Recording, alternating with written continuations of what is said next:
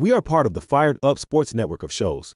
Please check out other Fired Up Sports Network podcasts like the P-Lot Pod, Water Cooler Talk, Bell Smashers, Philly Sports Love and Pain, Drunk on Broad, Beer Battered Sports, and the Fired Up Sports Show, which are available on all major podcasting hosting sites and social media. Also, check out Mark Ramos' Roundup on firedupsports.com, which breaks down the happenings going on with all your favorite local teams.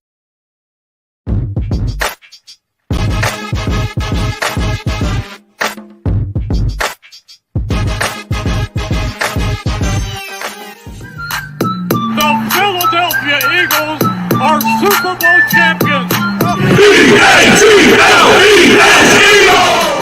of the miss, struck him out. The Philadelphia Phillies are 2008 World Champions of Baseball.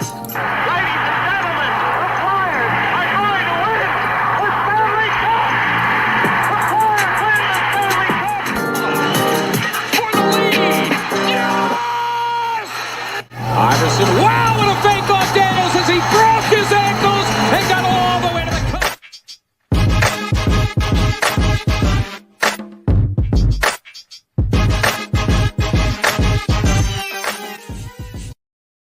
Oh, good God, Philly. Welcome in.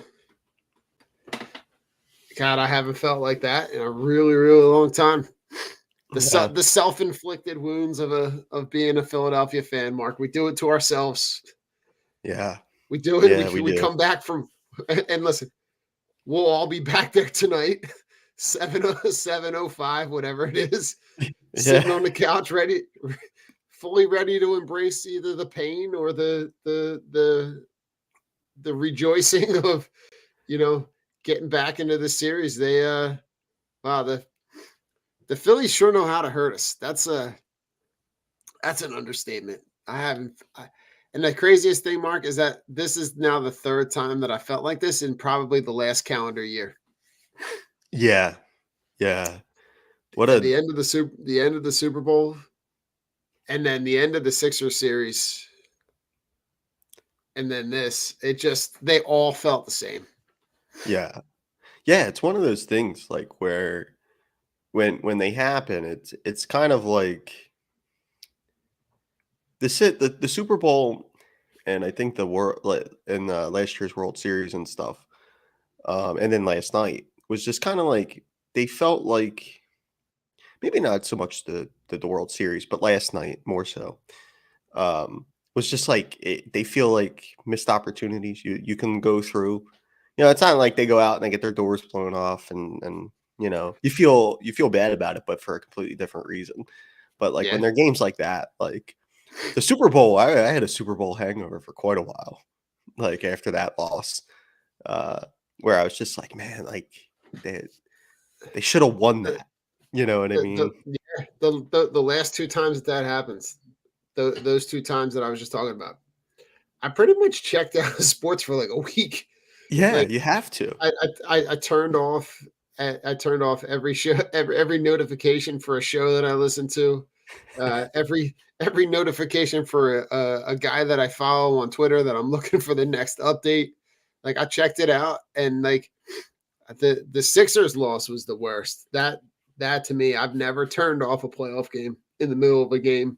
Yeah, and I got deep into the Vince Guaraldi catalog. Like I was deep into like the Charlie Brown music. Like I just needed to check out. And that's kind of where I went this morning. Like I was like, do I listen? I had recorded the post game. I was like, I can't, like, I'm done. I can't. Yeah. I'll be back at 7. Yep. I'll be back there fully ready to embrace the pain and whatever else comes with it. But it was trying. But listen, we're here. Today we're going to talk about some other teams, right? We're going to the Sixers started their preseason. We're going to start with them. On the second half of the show, we'll talk about the Flyers start to their season. But talk to me about so something that we've been deep into the offseason with, right? Obviously, the James Harden thing is not resolved yet. Talk to me about where you are, because I like the trade on the table right now for me is like it's Harden for what looks like Terrence Mann and 2 first-round picks, and that that trade seems pretty cut and dry. It seems pretty simple. It seems like it would benefit both teams. I just don't see why it's not happening. Yeah. We really need the Sixers need Daryl Morey to come in. Godfather Part 1 style. Tell the Right? Clippers there's either your blood or your brains are on this contract, but James Harden's going to play for you this year, kind of thing. Right? You're not wrong. And it's kind of I mean it is cut and dry. I think that is as good of a deal if that's what's on the table right now. That's as good of a deal as the Sixers will get at this point. And Yeah. it's really not that bad of a deal, all things considered. You take the 2 first rounders; they're always nice to have. Mhm. And then Terrence Mann, a player that we've bandied about a lot this summer, and the Clippers seem very reluctant to move him, which makes me kind of intrigued more, by Yeah. his It potential. makes me But more, right? It's the yeah, the thing that you can't have, the thing that somebody has, but they're not letting you get a taste of. You're yeah, like yeah, you're right. It does. It makes you want it more. yeah. You're just kind of like, well, I want the asset because I kind of want to see, um, there might be more there. I mean, he's still not that, he's not terribly, he's not a super older player or anything like that. He's a younger guy. So yeah, I think right now for me, it's as much as it makes sense, and this is the most difficult part about all of it and why, going back through the summer, um, dealing with a player, having him paint you into a corner, there being this war of words between him and the front office and stuff, is that the Clippers don't have to do anything. They can kind Mhm. of let this, they might be saying all along, oh, we're going to make this deal, but Right. we're going to wait until, a few months into the season and then make the deal. Uh, where it's kind of like a weird spot where the Sixers need it done more so than the team that they're dealing with. So Right. that makes it hard. Yeah, now listen, they're preseason, right? They wrapped up the preseason last night. They're gonna kick the season off on October 26th against the Bucks. Mm. Joel Embiid makes his one and only preseason debut last night against the Hawks. Anything to glean out of the out of the preseason? Yeah, I think there always I think there always is if you're looking hard enough into the games. It's not just I think for me about guys getting reps and work and stuff like that. You do want to see Mhm. some things um, with as we just mentioned without Harden. I'm kind of interested to see how the guards are gonna how this is all gonna work. And Yeah, um, you know, uh D'Anthony Melton had a pretty good game. Was it last night? Did they play last night? yeah. I'm not Last night he days are played all well. mixed up. Uh Listen, it's preseason basketball. There's only so much that you can dial into that. yeah. So some would argue you don't even have to watch basketball till the last 20 games of the season. And I was gonna uh say normally you're talking about the real season doesn't start until after Christmas. yeah, Those Christmas Day games are really the initial kickoff into the real meat of the NBA season. yeah, you start getting the big national games and stuff like that. Right. So yeah, but I mean I thought I did catch a little bit of it. And Melton looked pretty good in those Yeah. games, and he's one of those guys where they're going to need him to be a piece. He's going to have to step Yeah. up, in within the role. I don't think anybody's Right. expecting him to play, half a game and a triple double, every Yeah. night. Not like that, but it's just they are going to need him to kind of maybe take a bigger piece of the pie. And you know, uh, for guys like Embiid and all, I think I'm more just concerned with just get through these games healthy. Just put the work Right. in and get through them healthy. Don't end up getting hurt. And then this first game of the year with the Bucks, it's they're going to be one of those teams as they have been these last couple years that they're going to be in the Sixers' way. So Yeah. we'll see what happens there. I love the fact that Pat Beverly got kicked out of the preseason game against the Nets for talking shit to Ben Simmons. Like, Yeah. and to hear him talk on his, he's got the pod. I think it's a Barstool pod. I think. Yeah. Is it Barstool? I think. Yeah. But the way he's going to fit right in with this city, like Yeah. the shit talking, the just the way that his approach on the court. Just seeing him in small spurts in his preseason, right? He's a vet guy that, I think maybe brings some of that tenacity that we thought we were going to get more of with PJ Tucker last year. Mhm. Because he's a guy that's going to get in people's faces, not afraid to, kind of take on somebody else's best defender, which I really like. Yeah. The young guys, I really, really am excited about what these young guys are going to look like matched up with Nick Nurse. And Yeah. with Nick Nurse's track record of being able to develop young talent and really kind of push the envelope on what their production can be on the court. I'm really excited to see guys. Yeah, the guy that surprisingly that I'm really excited about is a guy who didn't get a lot of time last year with Doc, but like I'm really impressed with Jaden Springer, like a kid that is just young. A guy who's just been in their system for a little while, and maybe does he get a spot to really push the envelope to maybe be that first point guard off the bench?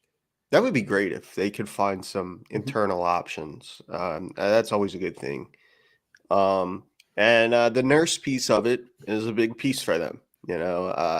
Stepping into this, they're going to need him to really do like one of his better coaching jobs. And I don't want to like talk about it as if the Sixers aren't like a team completely devoid of talent either. You know what I mean? Like, right? Yeah, former MVPs on the roster. There's guys who can play. It's not. Yeah, we're not talking. This is not the Charlotte Hornets. No, and good God, their situations. That's something else. Yeah, I mean, 3 guys facing legal issues. That's a whole different thing. That's a story for another pod. Yeah, that's a completely disaster there. But I like Nurse is going to need to have one of his better coaching performances, and you look at what you have here, like it kind of came, it was something that came out earlier in the summer, but it was how he wanted to use a guy like Paul Reed, and he seems good, like he seems like such a good fit for them, like in terms of stylistically and things like that. And then I feel good, like when you mentioned like a guy like Jaden Springer, I feel good that like a coach is here and he's looking within the organization to find some of those answers. Right. It makes sense from like, not just from like an asset standpoint, but it's also like, the Sixers have done a pretty good job, for the most part, I think, with putting guys like that in positions to succeed. Like, right. And,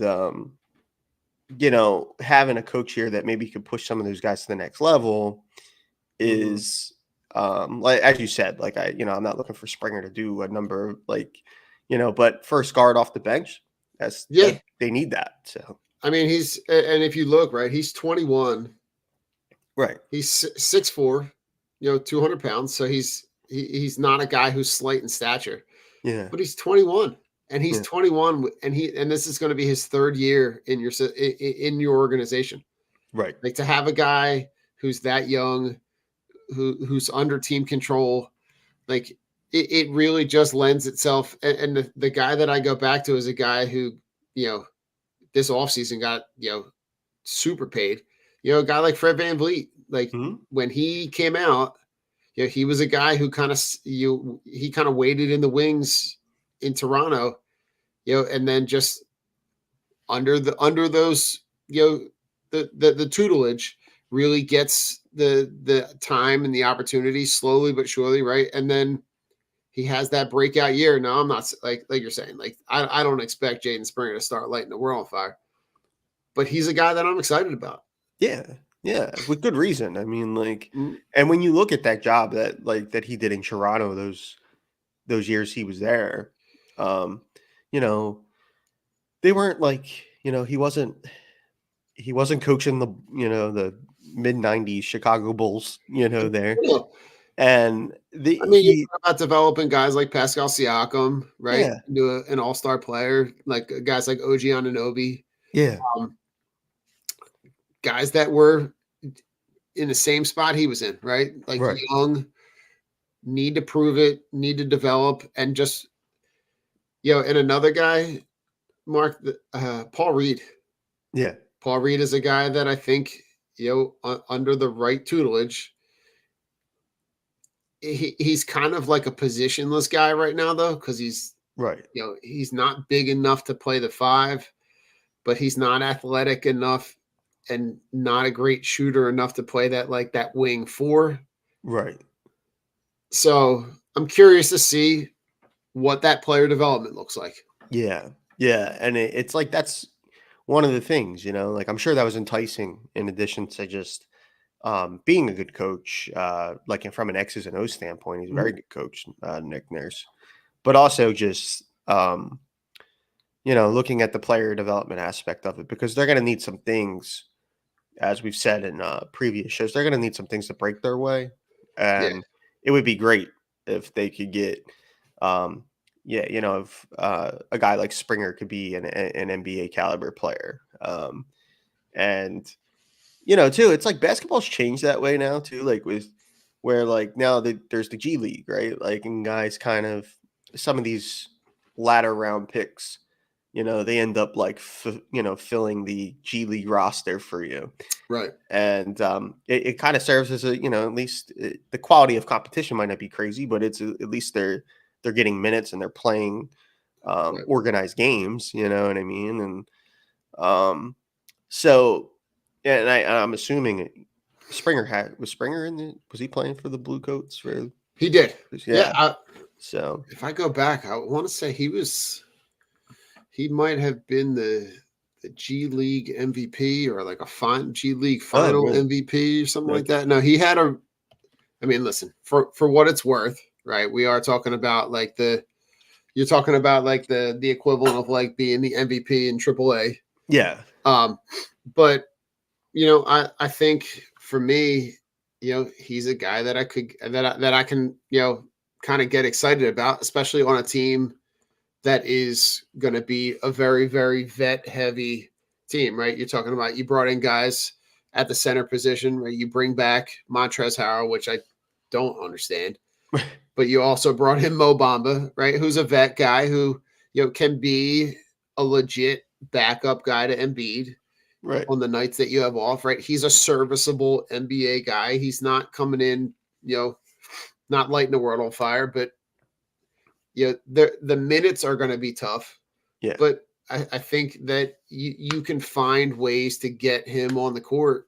I think it would be good. Yeah. Another guy that I want to talk about is a guy who has never met a shot he doesn't like. Kelly Oubre. They finally get an semblance of a guy who can come off the bench and be that athletic wing. Talk about what he can bring in terms of being that one of those that first round of guys off the bench. Yeah, we're very big Drunk on Broad. The Drunk on the Court show is we're very big Kelly Oubre Jr. stands, and Yeah. he's because he can play, man, and it's it's one of those things like where having him come off the bench and stuff, in like one of those first options off the bench, and we really like kind of it was plain as day. I think after the last playoff series last year, the Sixers just weren't athletic enough on the wings, and that was something that we had discussed on here quite a bit over the summer when we were doing shows, and that was something they needed to add. And getting him on the contract that they did, he was one of those guys that kind of hung around late into the summer. Mm-hmm. And it was a good piece of business, 1-year deal. If it doesn't work out, you just shuffle them along. You can even move them in another trade as an expiring if it, Mhm. if it doesn't work out. But I think it might. I think it really might. I like his game a lot. I like the athleticism. I like the fact too he can like switch and guard, like he can guard multiple positions too. He's kind of got the length to Mhm. do so, and the athleticism. He can even guard a couple of two guards, or like a four or something like that. Given a situation. Yeah. And going for 20 last year. I mean, 20 points in the NBA is still 20 points to me. So it's Yeah. averaging 20. So that would be great. Listen, on the Hornets, somebody's got to put up points. Someone's got to score, Yeah. Yeah, So but like I look at like when I look at their start, like if I'm constructing their starting five, right? mhm, You obviously start with the MVP in the center, um, and then you're looking at a combination of PJ Tucker and Tobias Harris at the forwards.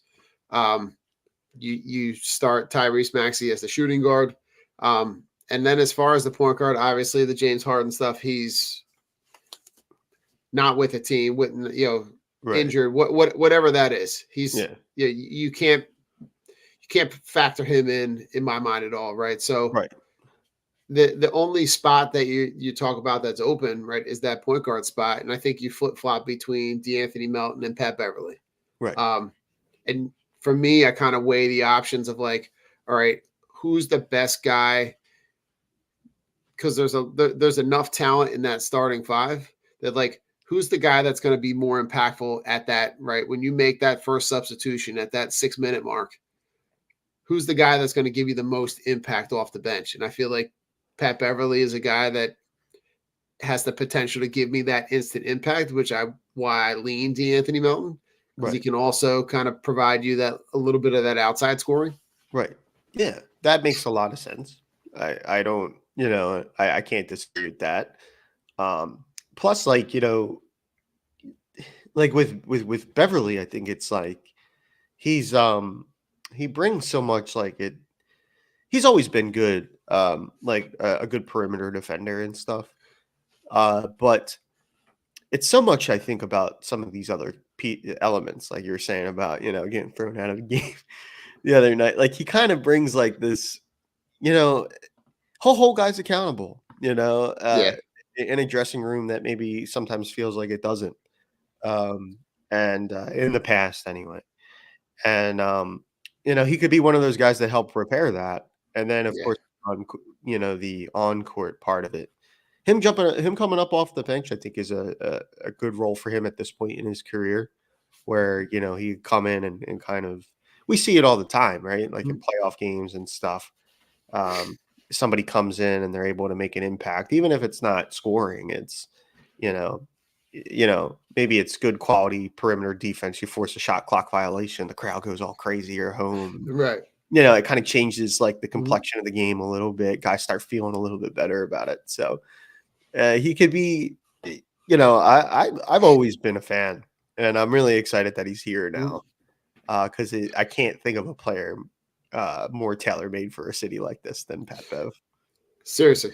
Right. And then you look at the depth in that second group, right? You're talking about guys like Pat Beverly, Kelly Oubre Jr. They bring back Danny Green, right? You have Mo Bamba. You've got a decent amount of guys that you can go, 8, 9 deep. Not that you would really want to, Right, but over the course of an 82 game season, you're going to have to rely on those guys, right, to give you that depth and stretch those minutes. Um, but I'm excited to see, uh, what this group can do. yeah, Um, and then also, you know, at, at some point they're going to get resolution from the Harden situation.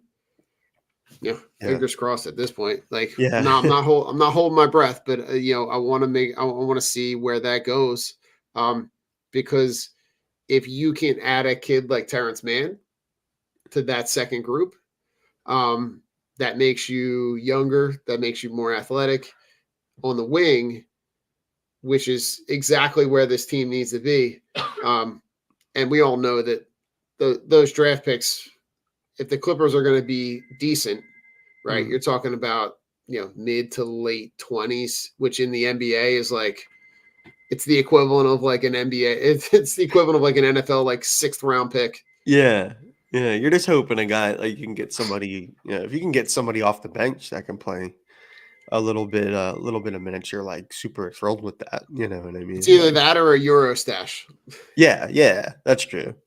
And yeah, I mean, like there's definitely like we talked a little bit about him just now there. Like you mentioned Melton being in that one guard spot. It's Mhm. like he's always been a player that has like when he got here, it was like he does some good things. Like you watch him play and you're like, and you know like they're gonna need him. It's like Yeah. one of those things where like they're gonna need him, and I can see where I mean, he's not probably gonna have the ball much in his hands if he's a part of a starting lineup. Yeah. There's too many mouths to feed there. But Maxi's gonna have to get his. Joel, same thing. We're gonna be playing through him most nights. Mhm. But it's like, too. Like I'd have to look at like the numbers, but I don't know what his averages are at this point of his career. But it goes back to that nurse element, and like on nights where like Embiid, he's got the sore knee or the like he's sitting that night or whatever. Like having a guy like Bamba come in, I'll take 8 and 8, for Right. grab 8 boards and put up 8 points. I'm good with that. You Yeah. know what I mean? With like other guys will be playing to kind of carry the scoring load. So, and I'm really interested to see another element of it. Always a lightning rod here, but is Tobias Harris, and he's now like they need him in that scoring role. Yeah. Like, he's going to have to be the third option. So, it'll And be interesting with him. and he's correct me if I'm wrong, but this is the last year of his deal. It was the last year. Yeah. So is that something that they, look to move on from in the mid? Like, is that that's something I'm going to keep my eye on, right? Is that Yeah. is that a deadline move an expiring contract kind of situation for them to, if they're not getting the production that they need from him, Yeah. then is that something that they then move on from? Yeah, that can make sense too. If you can find Mhm. somebody where you can kind of make the salaries match, and you can find somebody who at that time we realize is a better fit for us or whatever. That'll ultimately be up to Daryl Morey and stuff. So, but I mean, it could happen. Mhm. And in contract years, I think there's a lot of evidence to suggest that guys tend to really put their best foot forward in contract years for that next contract. So, Especially in the NBA. especially in the NBA, Yeah, so those guys are not those guys are not too shy about waiting till the last year of their deal to really produce. So yeah.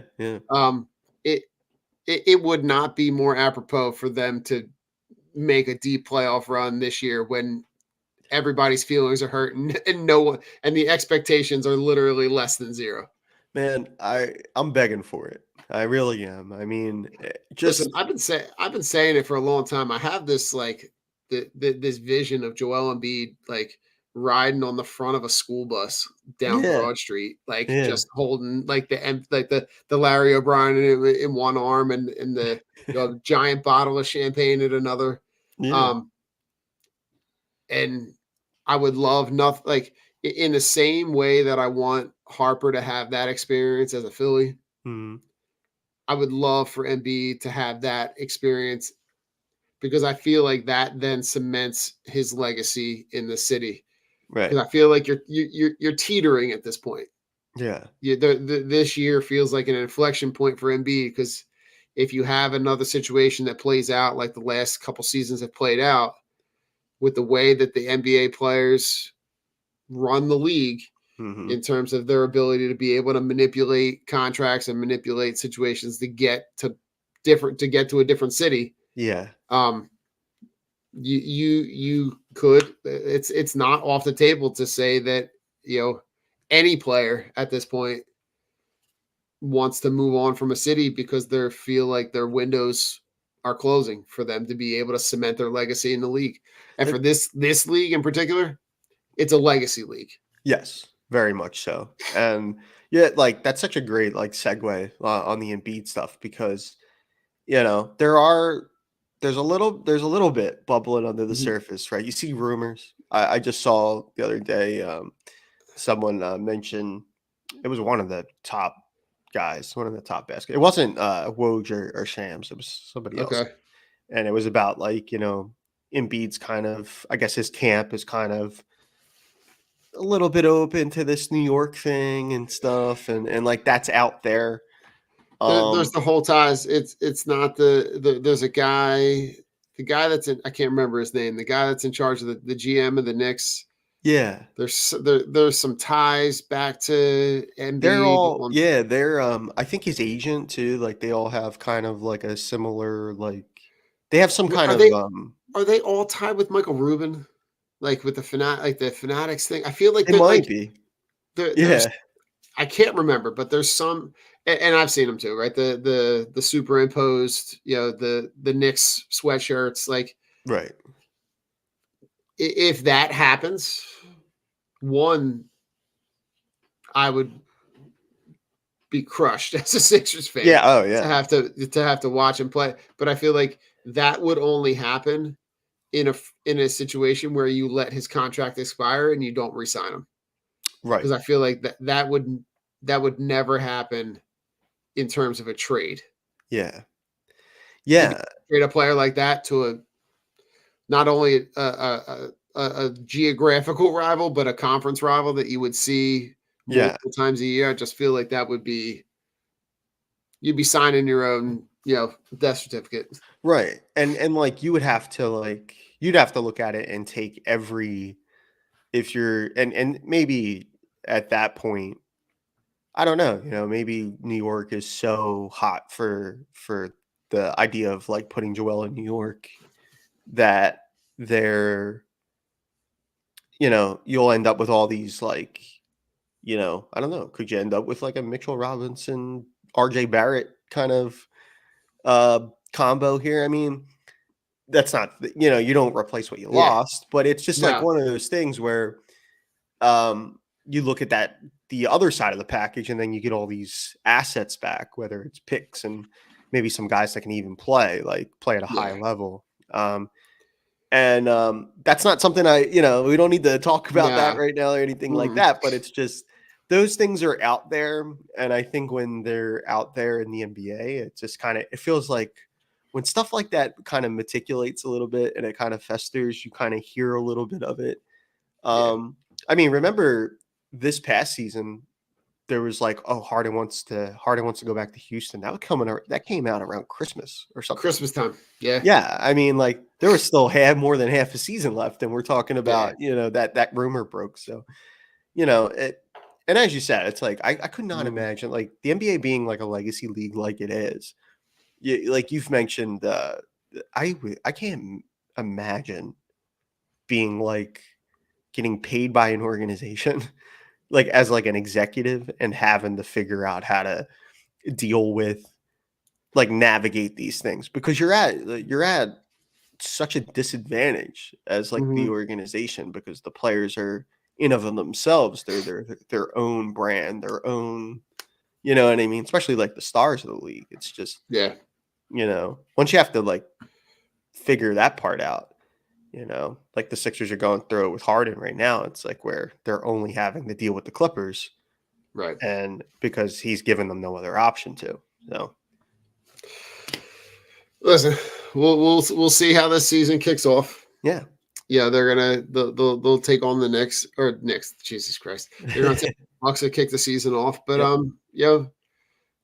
this is gonna be a wait. This is gonna be a prove it year, right? Because they're gonna need to play the season out, but the real test, like we've said the last couple of years, is going to come in the playoffs. But we'll put a wrap on episode 151 of Drunk on the Court.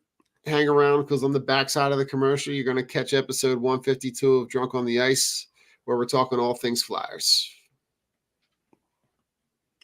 Von C. Brewing Company is a 20-barrel, 16,000 square foot microbrewery with a 2,500 square foot tasting room, including a spacious outside beer garden in Norristown, PA, in the heart of Montgomery County. The Von C. family is part of the family that started C. Schmidt and Son Brewing in 1860. Stop in Wednesday through Sunday and taste a variety of draft and 16-ounce cans of originally brewed beer and tell them the Drunk on Broad crew sent you. Von C. Brewing is located at 1210 Stenbridge Street, Suite 300 in Norristown. Cheers. Team Clicks are the only glasses for real sports fans. With interchangeable arms, you can support all of your favorite teams, or even make and create custom options as well. These die-hard sports fans have realized that sports fans needed something other than face paint to show their love and passion for their teams. Go to teamclicks.com/DOB and show your love for your hometown team. And La Torrens' curated collection of men's and women's watches is a perfect investment that lasts for years to come and fits perfectly with your every outfit and style. Our range of classic watches aren't just a great perfect formal and casual accessory, but a time machine that takes you back to memories. Explore our collection of timeless watches that can reflect your taste, personality, and personal style. Our exclusive collection of carefully curated, affordable luxury watches is what you need to make a personalized style statement. You can take pride in your prized possession, handing it over to the next generations as your most loved asset that they can also own and display with the same pride. These high-quality pieces stand the test of time, giving exceptional value and return on your investment. Go to la-touraine.com and use code DOB at checkout and get 10% off. If you're looking for unique sports apparel, check out Streaker Sports. They've dug deep into the archives and have brought back some incredible defunct team logos and have even created entire defunct league collections. They also have collections paying homage to sports culture, including the Miracle on Ice, Slap Shot, Caddyshack, the Mighty Ducks, and even have a license with Wiffle Ball and USA Hockey. Only for Drunk on Broad listeners, use code BROAD at checkout to get 10% off anything at streakersports.com. Again, that's 10% off anything at streakersports.com with discount code BROAD.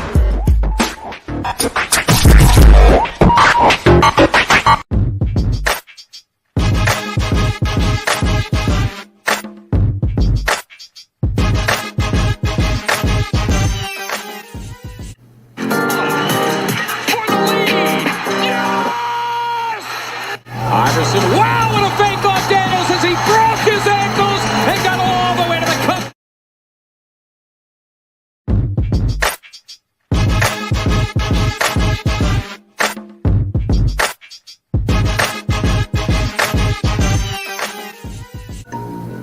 Ladies and gentlemen, the Flyers are going to win the Stanley Cup. The Flyers win the Stanley Cup.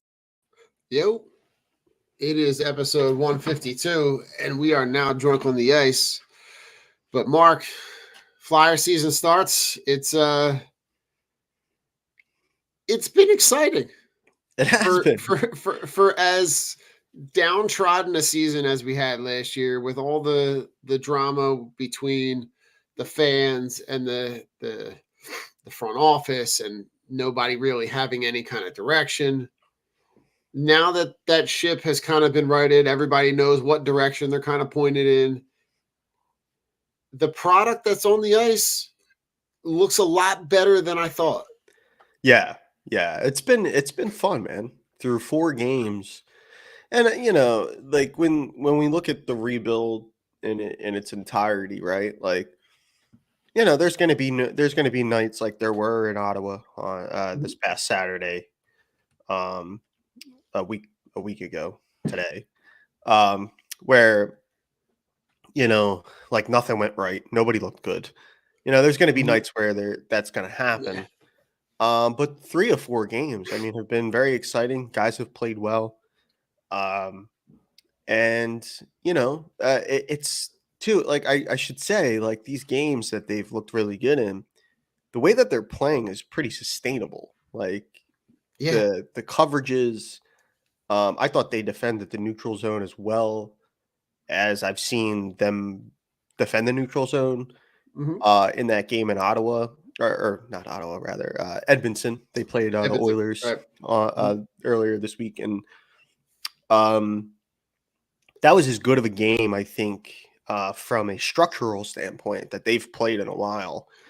And they deserve to win, and I think it's pretty clear at this point, rebuild or not, if you come here and you're going to play the Flyers and you think because they're not a very talented team that it's going to be a night off, they're going to make you pay for it.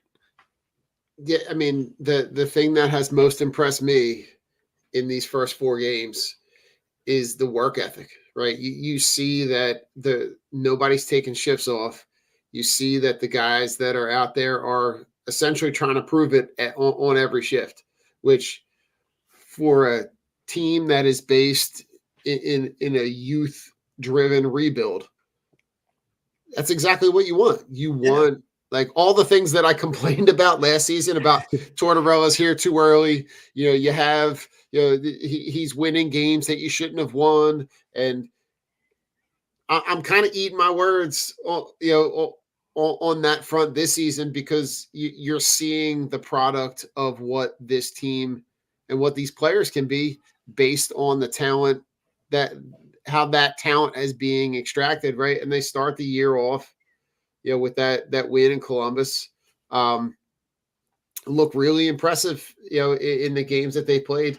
And listen, through the course of a long season, you're going to have nights where it doesn't look so hot. Right. But I think as young as this season is, it puts a lot of faith in the coaching staff from the players' perspective. Yeah. I'll gladly be, wrong about Tortorella. I've been, I've said on these shows, like, I wasn't quite sure if he was even the guy at all to coach this. Right. And that doesn't mean that I don't think he's a good coach or anything like that. No, Because the results are, you look at his career, his coaching career to this point. I mean, he's a great coach. He's had a lot of success. right. But I'll gladly be wrong about, if it means like that the team's entertaining and fun and they're winning, I'll be much happier about that. And another thing too, I think with like the rebuilds and it being like a youth driven rebuild thing, and as you said, and it very much is at this point, but also, I do think that the complexion changed with the luck and how the draft played out last year. Yeah. Knowing that, for all intents and purposes, like Michkov looks like an absolute stud of a star, and and you just it's kind of like you're kind of biding your time, and for him to get here, and that doesn't even include Cutter Gauthier, who was a former 5th overall pick, and he's looking like a player at Boston College. They just played last night. I think he scored a couple goals, and so all of a sudden you have those guys on their way, and they're coming. Yeah, and it's just kind of like that you're in a 2 to 3 year window where you have that the next 2-3 seasons to kind of figure out all the pieces that are going to be in place when those guys arrive. So I want to press pause on the conversation real quick, and I need the Michkov update. I need the Cutter Gauthier update, because the glimpses that we see online of the highlights from what they're where they're playing and the production, the stats from Michkov early in his season in Russia look uberly impressive. Almost more impressive than his last season. And then the stuff coming out of Boston College with Cutter Gauthier looks every bit as advertised.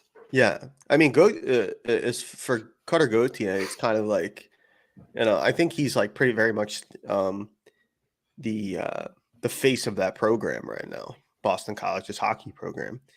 And with good reason. I mean, like, this is a kid too. Like, Flyers fans are gonna love him when he gets here. Not only is he a great personality off the ice, but he's also I don't think he's ever met a shot that he didn't like. This kid is taking. It's kind of like it's Kelly just- Oubre, right? Yeah, kind of like Kelly Oubre we just talked about with the Sixers. He's very much, yeah, in a building, like, we love yelling, like, shoot, like, on the power play and stuff at the building and all. You ain't gonna have to yell at Carter Gauthier to shoot the puck. He's already gonna be thinking about shooting it. No, And, listen, I'm looking at his game logs, right? yeah, He's got in the first game, got 8 shots, second game, 11 shots. Yeah, the next game has 4 shots. Yeah. For a guy that you want to come in and be productive, somebody not shy about shooting is going to fit right in here. yeah, and I mean, and then, like, off the ice, he seems like such a fun, like, kid, like, well liked by teammates and stuff. He seems like just like tailor made for this city too. And this past draft, I think, kind of overshadowed because, like, none of us anticipated Michkov doing, like, again, we gotta plug the draft special show because our reactions were priceless. I think we were all you, me, and Mike were very like, oh wait, they go to a commercial, I think, right before the Flyers come up. You're So like, "No."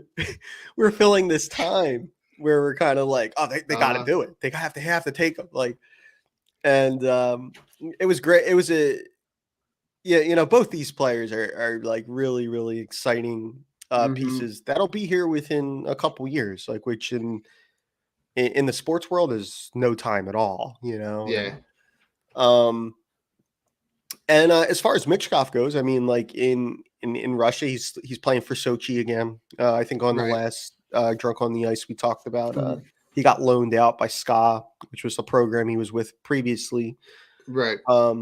Sochi, as it's been put to me, last year in Michkov's draft year, they looked like the KHL Blackhawks.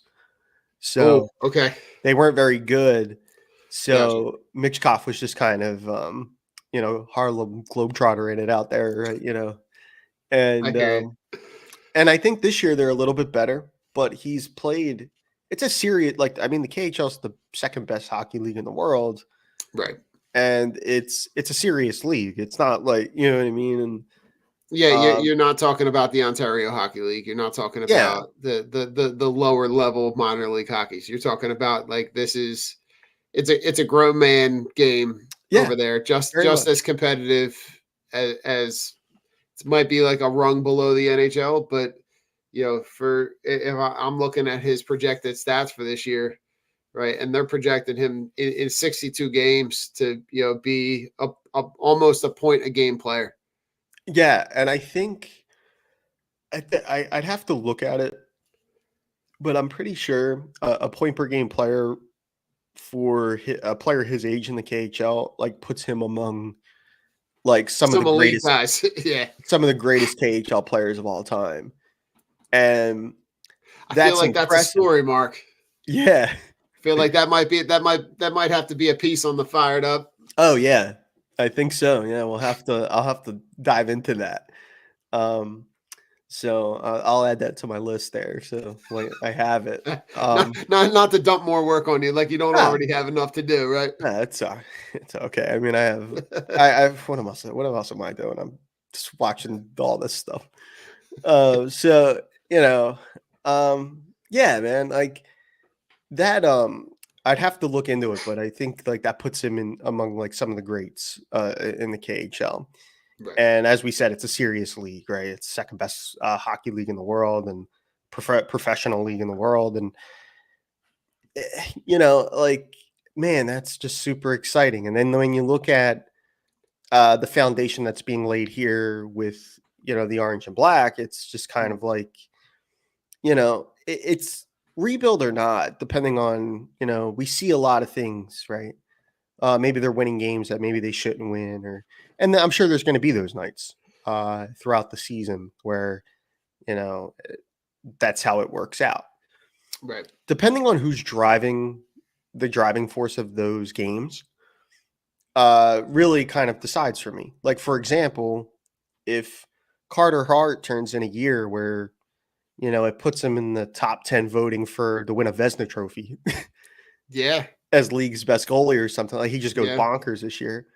I'm sorry, but I just can't be mad about that. I can't No. look at Mm-mm. that and be like, well, this shouldn't have happened. And it's like, he's a talented young guy and Yeah. maybe he puts it all together.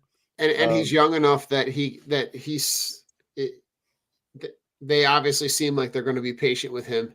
Right. He's gonna be, if you look at when goalies in the NHL kind of hit their prime, he could be kind of like inching into that prime of his career Yeah. in 2 to 3 years, which lines up with when you're gonna have this giant influx of youth and talent to kind of match the guys that you've weeded out throughout the directions all kind of point to a really cool inflection point at like in 2 to 3 years. Because the thing that I look at in terms of comparing it to some recent events in this city, Mm-hmm. when we have teams that are in playoff scenarios, the buildings are electric. I don't care if it's the Link. I don't care if it's Citizens Bank Park, but you get a Flyers team that's going to play in a playoff series in the Wells Fargo Center, that place is going to be rocking. It's going you're going to see the orange towels and T-shirts everywhere, and they could be hitting that kind of right at that inflection point where you get this combo of youth and talent, and then the experience of the guys that are going to be in that young core. Mm-hmm. It's a cool thing to kind of look forward to. Yeah. And it just, I still ascribe to the theory too, like just looking around the NHL, and I'm following this stuff every day, not just the Flyers, but I'm just looking at, looking at stats around the league. I'm looking at, like, sometimes I sit down and watch a national game, couple West Coast teams I don't normally get to see because I'm a nerd and I don't have anything better to do. And so I'll watch that stuff, and and you hear like the broadcasts and things like that talk about teams that were like where they are in their rebuilds, or if they're contenders, where they are in their contention and things like that. Right. I still ascribe to the theory that things can turn around really quick in the NHL. Couple young talented players mixed in, and good coaching, coach that knows how to push the right buttons, and all of a sudden it pops for a team, and they reach that next tier. And I think at least in the Metropolitan Division, and on Water Cooler Talk, our last Water Cooler Talk, we did Mike and I did a Metropolitan Division preview where we went through all the teams and stuff like that. I mean, when you look at the Eastern Conference, the Atlantic Conference, or the Atlantic Division, is so much deeper than the Metropolitan Division. This year, right. And outside of like the Devils and the Hurricanes, I think the Metro is somewhat wide open. Like Pittsburgh and Washington are the two oldest teams in the league by average age. The Islanders. Were you gonna jump in there? No. I was just. So the Islanders are of. I think the Islanders are. They're kind of like on the bubble, and then the Rangers haven't. They're kind of there too, which is, they're kind of going backwards, which I don't really understand. But so when you look at that, I don't think the Flyers are in their tier yet. But a year from now, maybe, you know what I mean? Depending on how, how things break, because there's still young players on this team in particular, like right now, that are still in terms of like their development and things like that. And like when you look at just the overall roster and the situation here, like getting a guy like Sean Couturier back, a former Selke Trophy candidate, Right. to come back, and a former winner too. Like Yeah, for yeah, him yeah. to come back and to be fully healthy, that changes things because he's an elite Right. player. Like he's an elite two-way player. Yeah, that his the penalty shot the other night was something that I've never seen an approach like that. But really impressive for a guy who's hasn't been impressive in the last couple of years. For him to look like he's kind of on his way back looks really impressive. Yeah. And then they're also getting contributions from young guys, right? Bobby Brink is a guy who's been playing really well for them. Mhm. Who else am I thinking of? Tippett is another guy, right? Tippett's Mhm. a guy that's been playing. Like you're getting contributions, which Right. on this level, right? Everything for me for this team, everything's on the table. Right. I'm just really looking at like I have. It's kind of like a 17 leg parlay that you put like $1 on, and Yeah. like you're like, if at the end of the day it hits, great. But like this is a long play. So like Yeah. I'm more invested in looking at like just game to game, not looking at like getting mad about, if there's a string of losses that are tied together, like game to Right. game. What am I seeing from these guys that allows me to kind of, that's a guy I want to keep. That's a guy I'd be okay with moving on from. Yeah. I think too, like with and we should say, like with the organization and the changes they made up top this summer were things that I think the transparency with the fan base has gone such a long way in terms of people like Flyers fans now are able to like relax. Like a lot of people are just out there saying, "Hey, I don't have expectations for this group."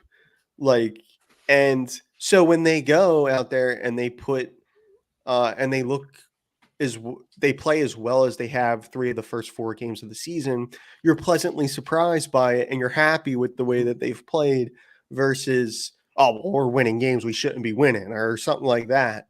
When the organization won't turn around and say, "Hey, look, we're not prioritizing the right now. We're prioritizing the future."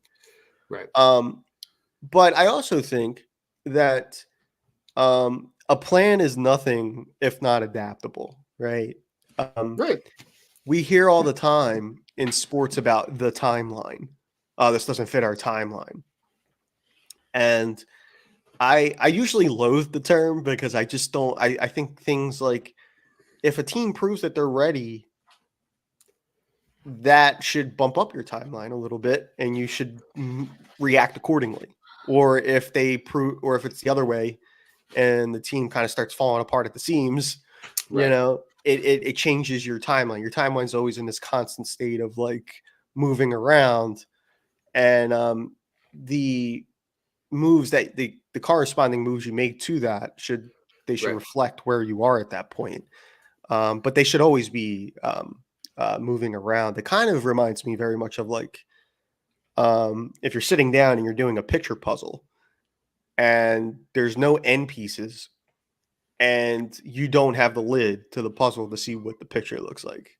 So you're constantly taking pieces in, trying to move pieces around. Oh, this fits, Right. so I'm going to leave this alone. You know what I mean? Like that kind of thing. Yeah. No, I agree because it's like to kind of continue with that analogy, right? To not adapt to not look at it from a macro perspective and say like, are we achieving our goal? It's the kind of the equivalent of like if you find 2 pieces that fit together, but you're not ready to do that section. Right. It's like it's like not putting those group of puzzle pieces together. Right. Like at some point you're going to have to put them together, right? Right. So why are we and I think when I look at the people that are in charge of this organization at this point, they seem like more macro people. They seem like they're looking at the big picture. Yeah. But they're not blinded by this timeline to say like we are not pushing the envelope until 2-3 years from now. Right. Because if they see an opportunity, you know, if this timeline gets expedited and we look at this team in the middle, you know, this time next year, maybe a little bit, you know, the middle of next season, Mhm. and they're ahead of schedule, I really don't think like they're going to hesitate to kind of capitalize on that. And does that mean going out and making like massive deadline moves to put this team, you know, in a better playoff spot? I don't know. I don't think Right. so. Right. Because I think they're also that macro perspective allows them to, you know, kind of look long term and say, we can't leverage, you know, talent that we have coming down the line for us to get in a position to be the 5th seed. Right. Right. Yeah. So Yeah. And I think, yeah, I agree. I think like the front office now they have a better handle on that. Like they have a. Mhm. I don't think it should mean, you know, parting with 2 first-round picks and a, you know, for and a couple of like high caliber prospects for a guy that's under contract this year and next to push Right. for a playoff spot. It's always within reason, right? Like it always depends. But was it Halloween music? Yeah, something came on. Literally just had Twitter up there. So yeah, I mean, like It's a spooky season, right? yeah, it's spooky season, right? So yeah, I mean, I think it's one of those things where, you know, it's nice to see people just kind of like, we're like, man, that was fun tonight, you know, or Yeah. yeah, you know, after a game and stuff, and it makes it easier. It makes it easier for everybody, right? Like the fans are happy, the organization's Yeah. happy. It's easier to write about, like if you're trying to be objective and, you know, like Right. and look at it. It's tiresome to kind of look at it and just constantly write, you know, find different ways to say this team isn't good enough to do anything. So No, I like yeah. it. But listen, Mark, before we wrap it up, I got a soapbox something for Okay. something that's super frustrating for me. Okay. As you know, in the world that we live in right now, where you know you've got your zillions of subscriptions to your a la carte networks, whether it's the ESPN, whether it's Netflix or Hulu Live, what YouTube, where however you're obtaining your sports viewing stuff. I hate the fact that there are games in the NHL that are exclusively on ESPN Plus. Yeah. And they're not. So I don't have a problem if ESPN Plus wants to broadcast those games. My soapbox is those games should be available in the local markets. Absolutely. Yeah. There's no like if you are trying this seems like an MLB thing. Like this seems like something that Major League Baseball would do, because they're as much as they do stuff well, they do everything they can to try to alienate their fan base whenever they can. Yeah. And I feel like this is one of those things. Like there's no reason why the other night when that Flyers Oilers game's on, I have to watch, because I don't have ESPN Plus and I don't have a friend that does, that I can borrow their login stuff for. Yeah. Like I can't get. I have to watch the and constantly refresh the Yahoo Sports app to see like is something Right. happening. That makes no sense to me. Why are you making it harder for people to not only find your product but then view it? Yeah. I'll I add, just- I'll add to that, because I actually have ESPN Plus. Okay. And ESPN Plus sucks. I'm just like, it's awful. It's Okay. awful. Talk The- to me about it, because I thought I had to make a better case, but No, I let's just pile on here. yeah, I mean, so we have it, and we got the local blackout messages too. So I was like looking, trying to find ways to find it. First of all, I missed the whole first period, which, you know, we do these podcasts, we talk about this stuff all the time. Yeah. Like a lot of my just generalized like viewing of television is centered around my teams. You know Yeah. what I mean? Like I mostly watch that. So when I'm looking, and I was looking online to see if people were having the same problems, and of course they were. And then people were saying that you had to log in a couple times, like log out, log back in, and then the game would come up. Well, I did that about 3 or 4 times and missed the whole first period, but I finally get in to see it. I've gotten, I like boxing. I watch boxing somewhat occasionally. Some of their fights are on there. I've purchased fights where like it skips out, it kicks you out of the app mid fight, you know, and their stuff sucks. It's just terrible, and it's hard They're to not watch. they're not a rinky dink organization. Like No, they're owned by fucking Disney. yeah, They've got zillions and zillions of dollars. Like they are printing money. yeah. Well, Like the fact that you don't have a product that one is difficult to get into and very hard to access. Because let's be honest, if you're trying to log in on the TV, mhm, that's a giant pain in the ass. Because I've had to yeah, do that like with our Fire Stick. yeah, If I'm trying to log out, log back in, right? I'm scrolling through the alphabet using the arrows, and it's I gotta make I messed it up because this one I didn't put the caps lock on. Like it's like yeah, that whole like log in, log back out stuff. Like it's 2023. right, It should not be this difficult to find the viewing stuff that you want, especially with stuff that's like this is not that hard. Like you're talking with a very, very exclusive audience. yeah, People that watch sports want to just watch sports.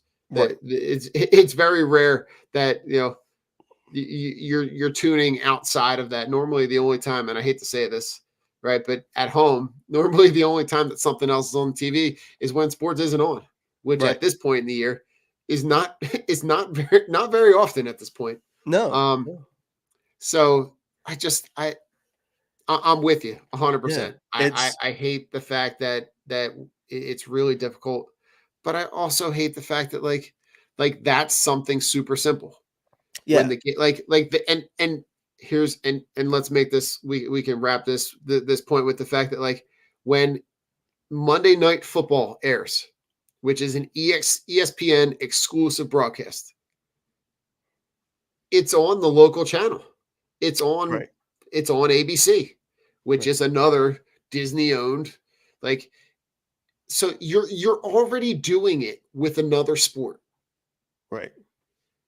Why is it this difficult? Why Well, is it so hard to make a product available that I'm sure if it was on regular TV, you would have had, and you can put it on, you know, a Disney alternative, right? You can mhm, put it on some other Disney owned channel. It doesn't have to be 6ABC, but like you should make that available to the local viewing area. right, absolutely. It should just like the trouble that I had, like, and then they have games coming up, I think, that this coming week that's on ESPN Plus. I think they're actually Mhm. on ESPN Plus a couple times this week. And just like I'm absolutely loathing it. You talked about like them being like this giant corporation with Disney and all. They have Goofy running this thing.